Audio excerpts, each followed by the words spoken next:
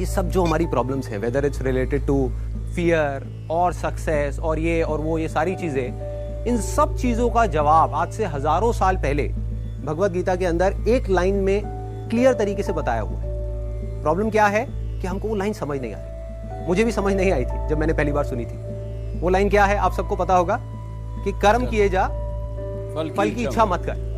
जब मैंने पहली बार इसको सुना, मैंने कहा यार कर्म किए जा, फल की इच्छा मत कर, इसका मतलब तो यही हुआ ना कि ये तो बकवास है। क्योंकि आज के टाइम में अगर हम देखें अपने आसपास में तो इसका एग्जैक्ट ऑपोजिट हो रहा है। सबसे ज्यादा मेहनत कौन कर रहा है? एक रिक्शे वाला कर रहा है कि नहीं? और उसको क्या फल मिल रहा है? कुछ भी नहीं। और ऐसे बहुत सारे लोग हैं जो बहुत मेहनत कर रहे हैं, उनको रिजल्ट कुछ भी नहीं मिल रहा। तो खेल है क्या? खेल क्या है कि हम इसको बारीकी से समझ नहीं पाए। मैं भी समझ नहीं पाया था। फिर जब इसके ऊपर एक एक वर्ड को इसको पकड़ने की कोशिश करी और समझ आया, तब क्लियर होता चला गया कि एग्जैक्टली कर्म करना कैसे है। देखो, कर्म भी सही डायरेक्शन में करना है, तभी रिजल्ट आएगा ना।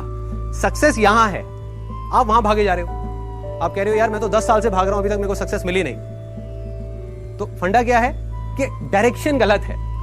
कर्म गलत डायरेक्शन में हो रहे हैं। अगर कर्म सही डायरेक्शन में हो जाए तो प्रॉब्लम सॉल्व। अब देखिए क्या है, कितना आसान है कि हमारे सारे डर खत्म हो जाएंगे और पूरी तरह से खत्म हो जाएंगे।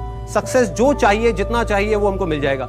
इसका मतलब कुछ लोग क्या निकालते हैं कि कर्म किए जा, फल की इच्छा मत कर, इसका मतलब कि फल नहीं मिलेगा, जबकि ये नहीं है। भगवत गीता में जब भगवान श्री कृष्ण उनको अर्जुन को बोल रहे हैं तो किस लिए बोल रहे हैं? लड़ाई को हारने के लिए, लड़ाई को जीतने के लिए? लड़ाई को जीतने के लिए। वो भी एक इतना बड़ा युद्ध, उसको जीतने के लिए बोला गया है, ना कि हारने के लिए। तो अब देखिए किस तरीके से काम करता है। सबसे पहले देखते हैं कर्म क्या है। कर्म 3 लेवल पे होते हैं। एक है जो हम अपनी बॉडी से करते हैं, जो हम समझते हैं कर्म का मतलब कि जिसको हम मेहनत बोलते हैं, वो कर्म इंपॉर्टेंट है ही नहीं, मैटर ही नहीं करता।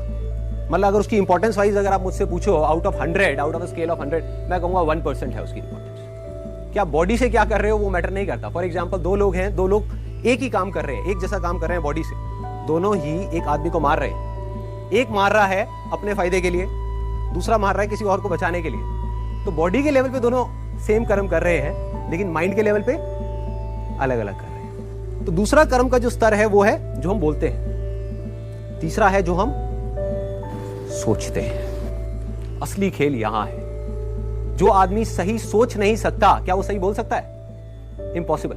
जो सही बोल नहीं सकता वो सही करेगा क्या? तो सारे जो कर्मों की बात हो रही है वो यहां हो रही है। और वो कर्म क्या है?